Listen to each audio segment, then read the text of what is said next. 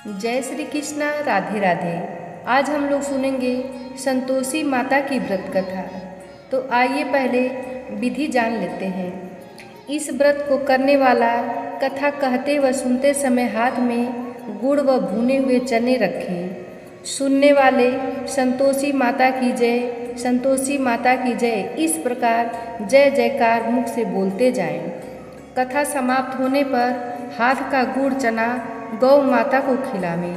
कलश में रखा हुआ गुड़ चना सबको प्रसाद के रूप में बांट दें। कथा से पहले कलश को जल से भरें, उसके ऊपर गुड़ चने से भरा कटोरा रखें।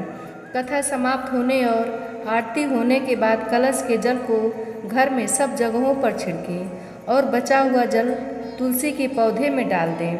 5 रुपये का गुड़ चना लेकर माता का व्रत करें। गुड़ घर में हो तो ले लेवें, विचार न करें, क्योंकि माता भावना की भूखी है, कम ज़्यादा कुछ नहीं देखती। इसलिए जितना अर्पण करें श्रद्धा और प्रेम मन में रखकर प्रसन्नता से करें।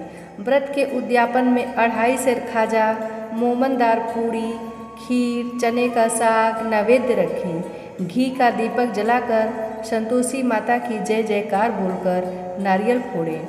इस दिन घर में कोई खटाई न खावे और न आप खाएं। इस दिन 8 लड़कों को भोजन कराएं। देवर जेठ घर कुटुंब के लड़के मिलते हों तो दूसरों को नहीं बुलाएं।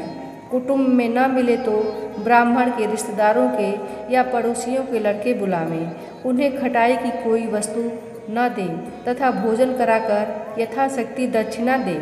नगद पैसा न दें, कोई वस्तु दक्षिणा में दें। व्रत करने वाला कथा सुन प्रसाद ले एक समय भोजन करे।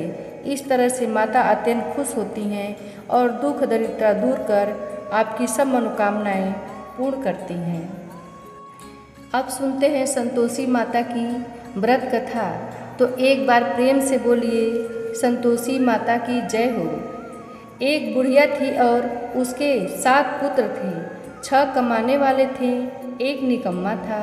बुढ़िया माँ 6 पुत्रों की रसोई बनाती और बाद में जो कुछ बचता वह 7वें को खिला देती। परंतु वह बड़ा भोला भाला था, मन में कुछ विचार न करता था। एक दिन अपनी बहू से बोला, देखो मेरी माता का मुँह मुझ पर कितना प्यार है। वह बोली, क्यों नहीं, सबका जूठा बचा हुआ तुमको खिलाती हैं। वह बोला, भला ऐसा भी कभी हो सकता है? मैं जब से अपनी आँखों से न देखूं मान ही नहीं सकता। बहू ने हंसकर कहा, तुम देख लोगे तब तो मानोगे। कुछ दिन बाद बड़ा त्योहार आया। घर में 7 प्रकार के भोजन और चूरमा के लड्डू बने। वह जांचने को सिर दर्द का बहाना करके पतला कपड़ा सिर पर ओढ़कर रसोई घर में सो गया और कपड़े में से सब देखता रहा। 6 भाई भोजन करने आए। उसने देखा माँ ने उनके लिए सुंदर सुंदर आसन बिछाए, 7 प्रकार की रसोई परोसी है। वह आग्रह करके उन्हें भोजन कराती हैं। वह देखता रहा। 6 भाई भोजन कर उठे, तब माता ने उनकी जूठी थालियों में से लड्डुओं के टुकड़ों को उठाया और एक लड्डू बनाया। जूठन साफ कर बुढ़िया माँ ने पुकारा, उठो बेटा, 6 भाई भोजन कर गए, अब तू ही बाकी है, उठ ना, कब खाएगा?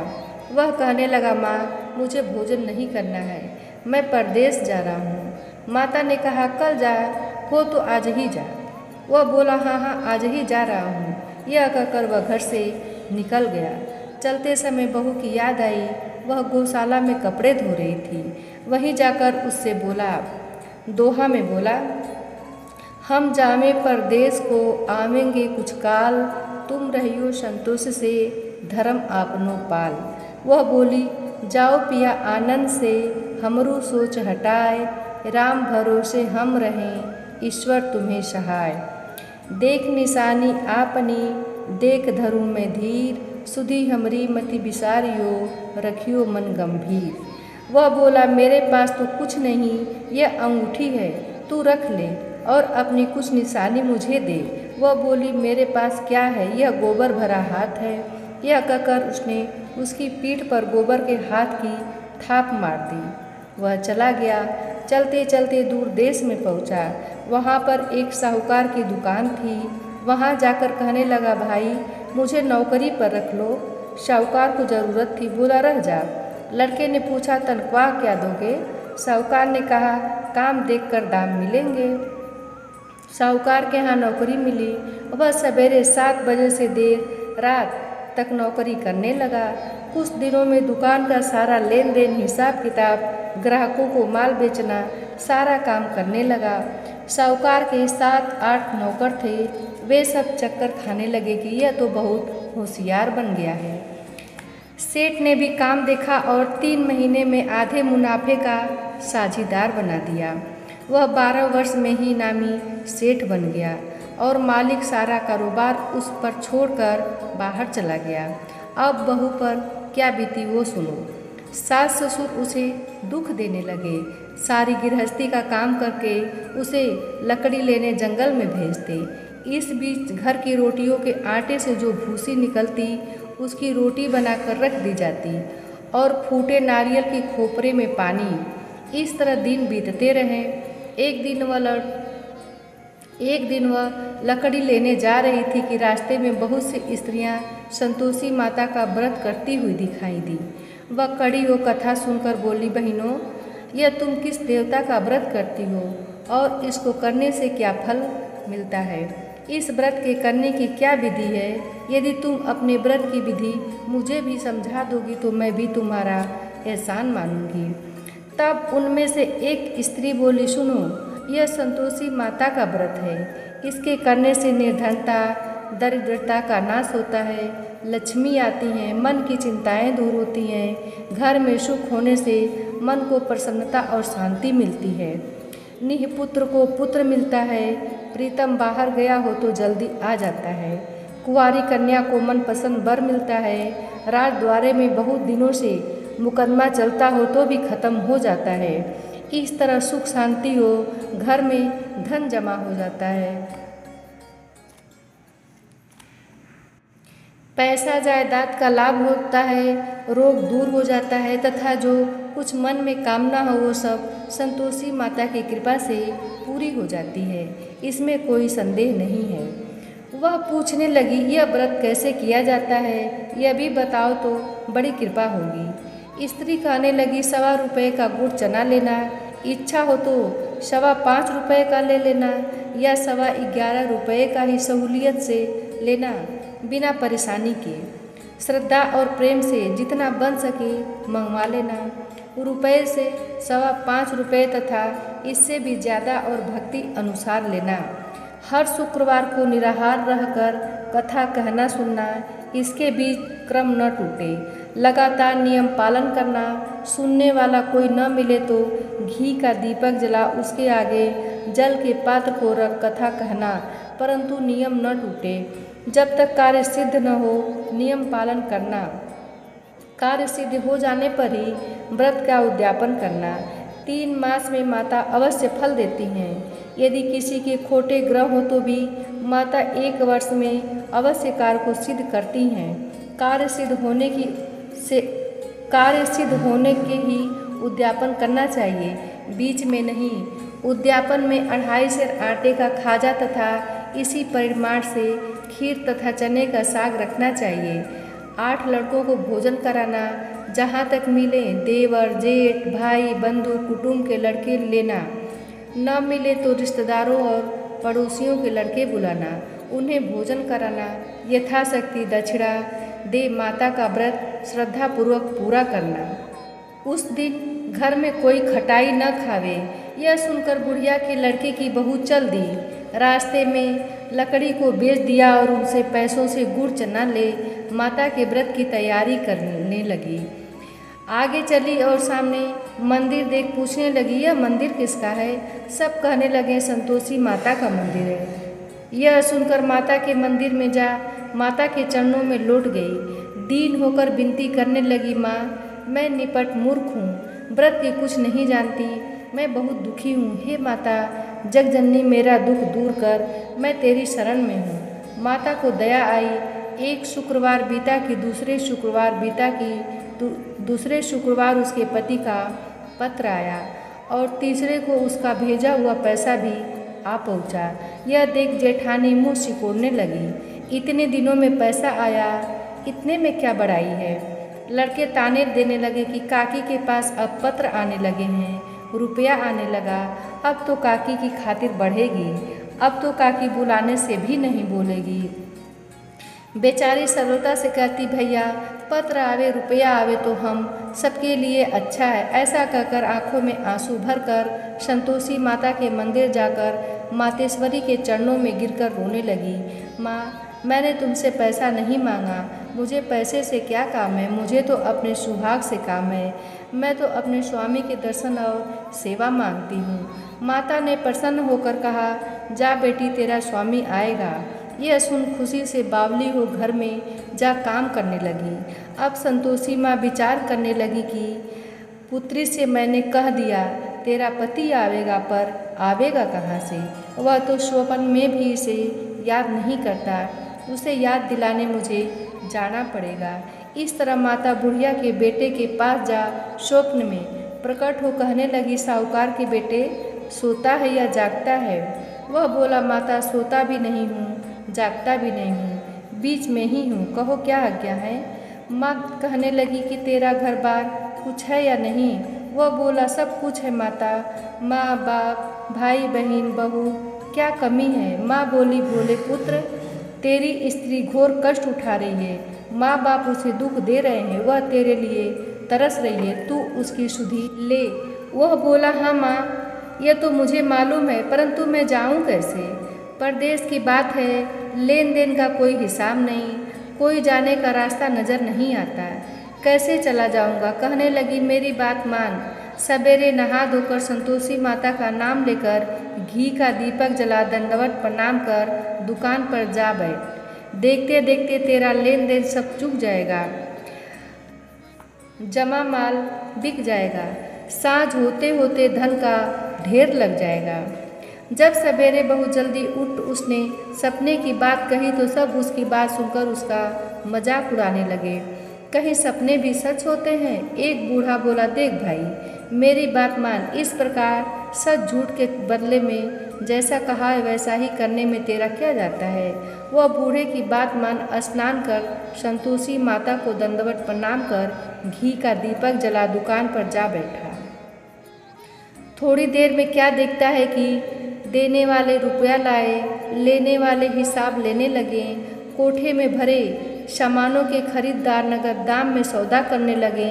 शाम तक धन का ढेर लग गया। माता का चमत्कार देख प्रसन्न हो मन से माता का नाम ले घर ले जाने के वास्ते गहना कपड़ा खरीदने लगा और वहाँ के काम से निपट वह घर को रवाना हुआ। वहाँ बहू बेचारी जंगल लकड़ी लेने जाती, लौटते वक्त माँ के मंदिर पर विश्राम करती है। वह तो रोजाना रुकने का स्थान था। दूर से धूल उड़ती देख वह माता से पूछती है, हे माता, यह धूल कैसी उड़ रही है?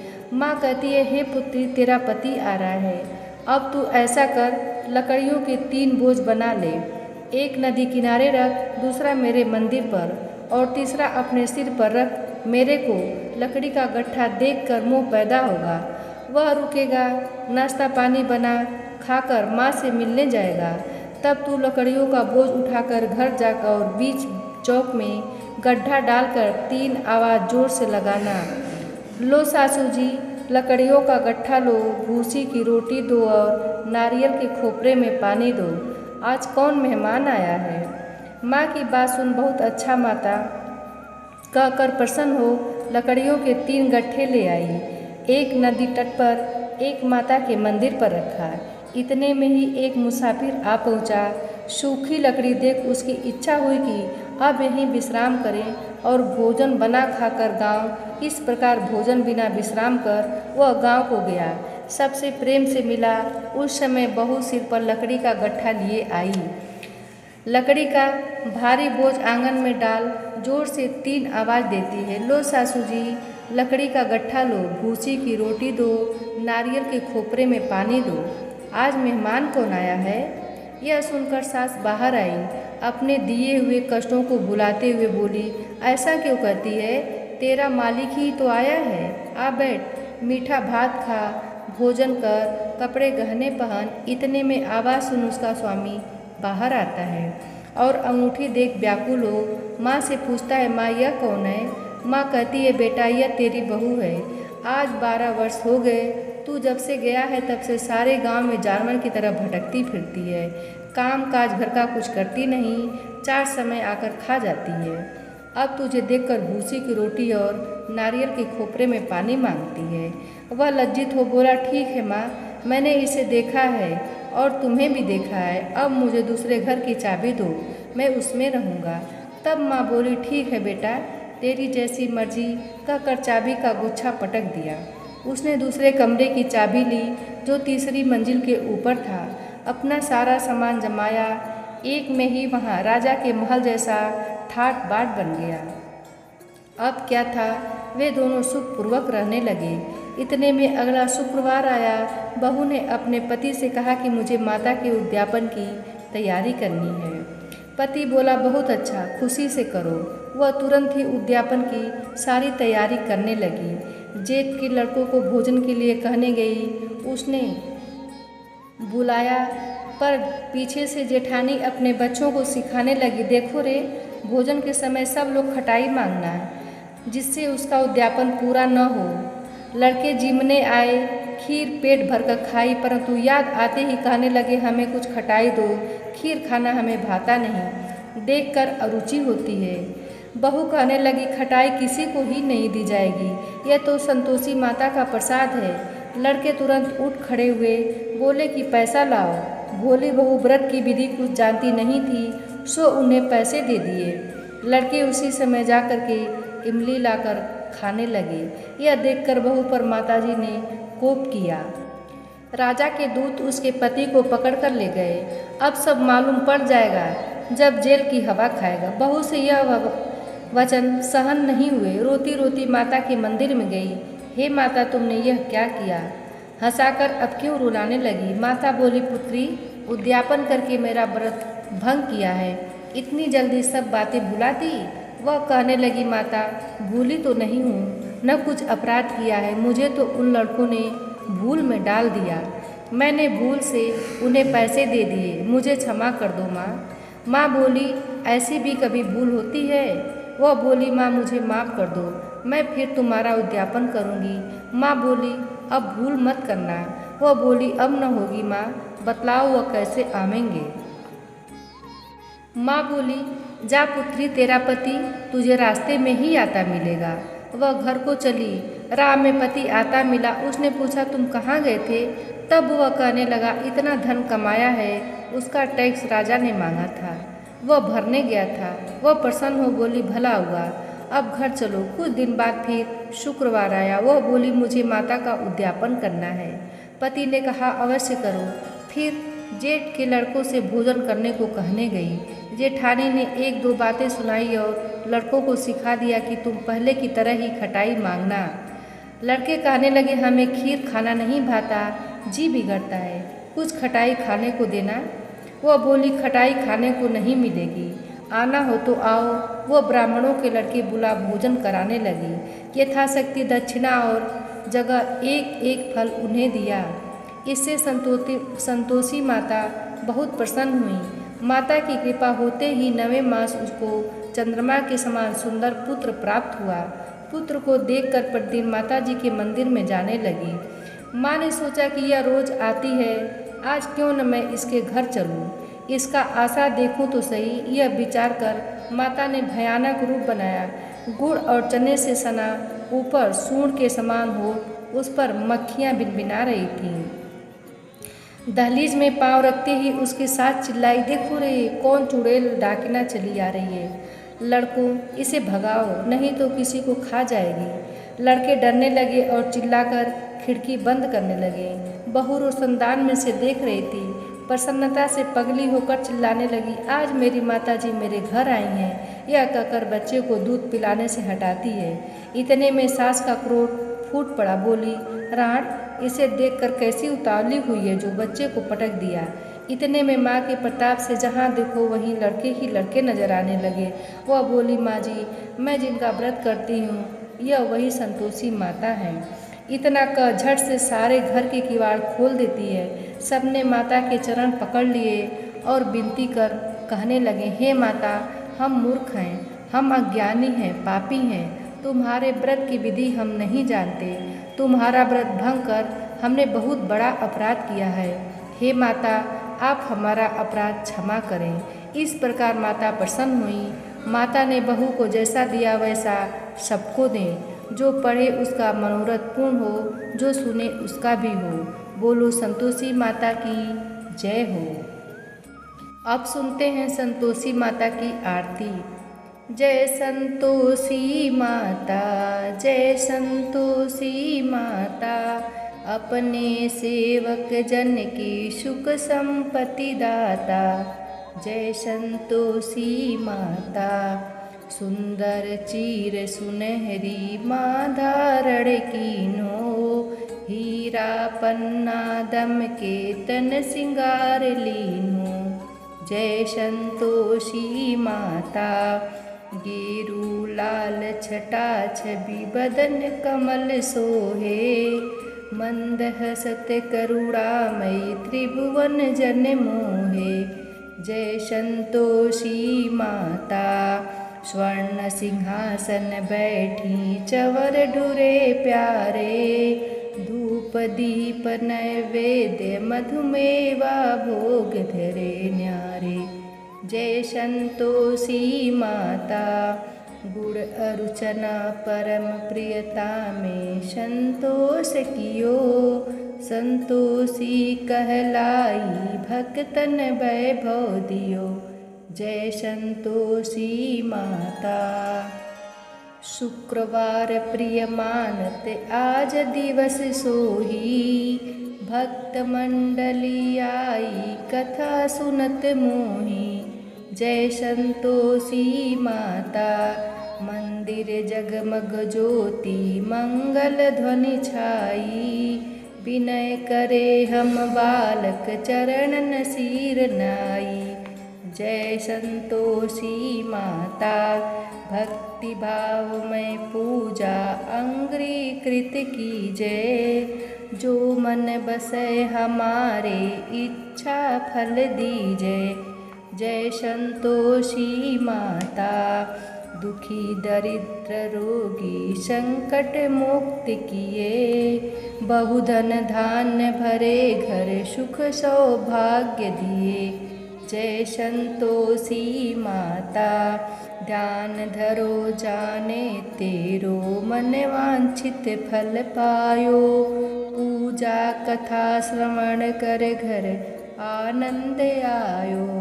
जय संतोषी माता, शरण गहे की लज्जा रखियो जगदम्बे। संकट तू ही निवारे दयामयी माँ अम्बे। जय संतोषी माता, संतोषी माँ की आरती जो कोई नर गावे। रिद्धि सिद्धि सुख संपत्ति जी भर के पावे। जय संतोषी माता। एक बार प्रेम से बोलिए संतोषी माँ की जय हो। दोस्तों, अगर कथा अच्छी लगी हो तो एक लाइक अवश्य करें। चैनल पे नए हो तो सब्सक्राइब कर हमें सपोर्ट ज़रूर करें। मिलते हैं अगली कथा में, तब तक के लिए धन्यवाद।